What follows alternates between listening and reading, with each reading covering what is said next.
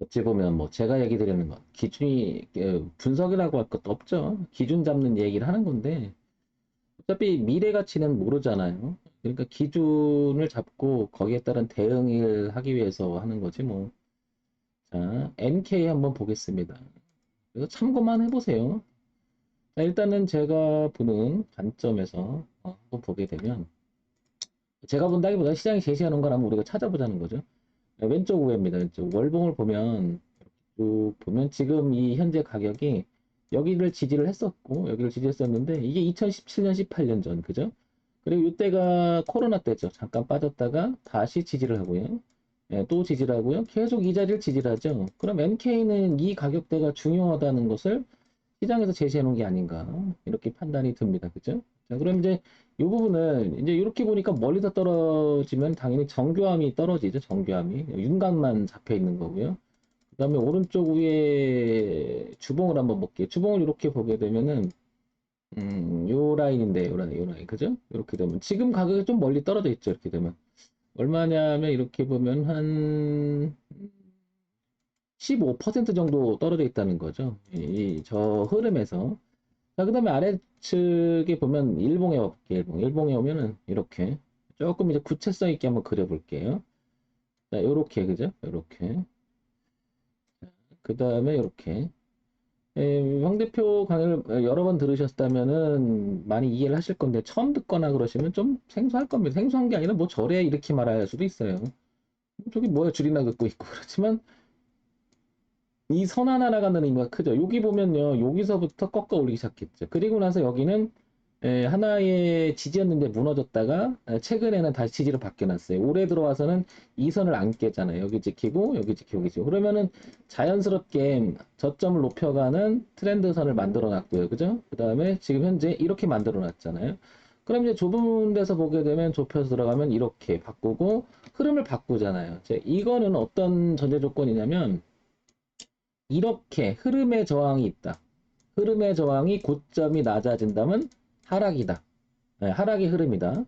그 다음에 흐름의 저항이 고점을 높이면서 올라가도 상승이긴 하는데 저항의 규칙적인 자리가 있다. 근데 이걸 좀 달리 생각해 보면 이렇게 내려오는 것을 지지가 있는데 규칙적인 자리에서 반등을 하더라. 그런데 깼다 그러면 그 자리가 다시 지지와 저항으로 바뀐다.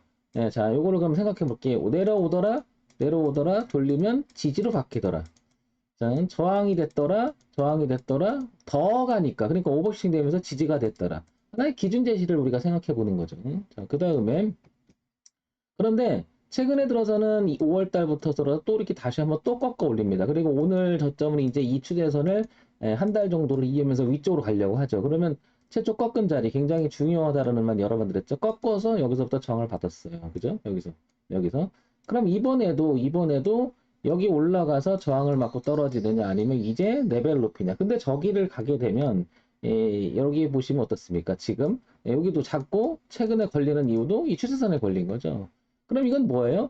이쪽으로 보면은 저항이 있는 거고 이제 이쪽으로 보면 지지가 있는 거죠. 그죠? 그러니까 지지와 저항이 서로 공존을 하고 이렇게 공존을 하고 그다음 이렇게 꺾을지 이렇게 꺾을지 모르잖아요. 그러니까 이런 종목은 조금 생각을 해본다면 이렇게 오른쪽 위에 월봉의 대추세의 저항이 아직도 완벽히 넘어가지는 못한 모습인데 서서히 이렇게 바뀌어갑니다. 이렇게 그죠? 이렇게.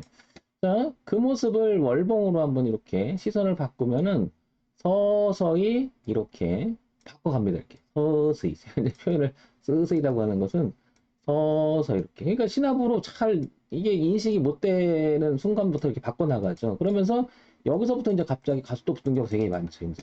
자, 요걸 보면 그래서 주봉도 월봉도 일봉도 동시에 머리를 돌린 자리 맞죠. 이런 자리는 공략해 볼 만한 자리다라고 강의를 많이 해봤을 겁니다. 많이 했을 겁니다. 그러면서 일봉에서 제시되어 있는 이 라인, 그죠? 이 가격대가 깨지면 안 되겠죠. 이 가격대.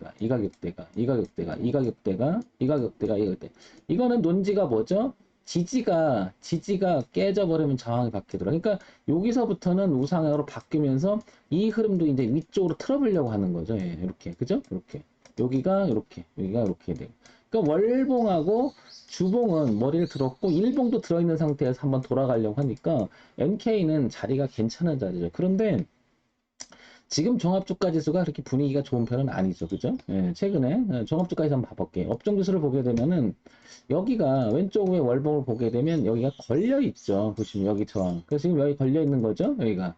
예, 그래서 일봉을 보면 최근에 조금 이렇게 조정파가 나오는 그런 모습이 좀 나오잖아요. 이렇게. 예, 근데 일말에 이 대추세를 보게 되면 이 라인을 지금 넘겨가 있는 이런 형태이기 때문에 예, 어떻게 보면 일봉에서는 자연스럽게 올라가는 과정 속에서 지금 눌림이 될 수도 있습니다. 그죠? 그래서 이렇게 올라갈 가능성은 좀 있기 때문에 나름 NK는 최근에 종합주가 지수가 조정을 받는 가운데 나름 모양은 괜찮지 않나. 그래서 다시 한번 구체성 있게 이렇게 보게 되면 이 최종의 자리는 여기 이 자리를 깨면 안 될 것 같은데 이 라인을 900원이지만 거기까지 볼 필요는 없을 것 같습니다. 왜냐하면 여기 보시면 최근에 더 가까이서는 이 라인을 더 베이스 라인을 더 만들어 놨죠. 이렇게 그죠? 여기를 누군가가 깼다가 저항을 받고 저항을 받고 저항을 받고 저항을 받는데 이 자리에 지지를 받고 했잖아요. 그러니까 최근에는 이 자리가 중요하죠. 그래서 950원 라인만 깨지 않는다면 이 라인은 한번 이런 도전. 그럼 그 도전이 어디냐면은 1,500원을 넘어가는 자리까지 열려 있기 때문에 한번 이런 점 한번 참고해 보세요. 따라서 950원과 900원 사이가 되는데 이거는 900원을 이탈하게 되면 이 흐름도 깨져버리죠. 그죠? 이 흐름도. 그러면 이것도 깨지고 이건데 여기가 지지 있긴 하나 이렇게 되면 여기를 무너뜨리게 되면 아시겠지만 이 주봉이나 내용도 이게 또 무너질 수가 있겠죠. 그래서 이 흐름대로 보게 되면 950원이 되게 중요하지 않을까 이런 생각이 듭니다. 자, 이런 점에서 보면은 NK도 머리를 들어가는 쪽이 있는데 빼꼼하고 있기 때문에 관심 가져볼 만하죠. 자, 어쨌든 최종적으로는 900원과 950원이 중요한 지지라인인데 이 자리를 베이스 삼아서 올라갈 가능성도 없지 않겠나 이렇게 보여집니다. 이런 기준은 되게 의미가 있으니까 한번 참고해 보세요.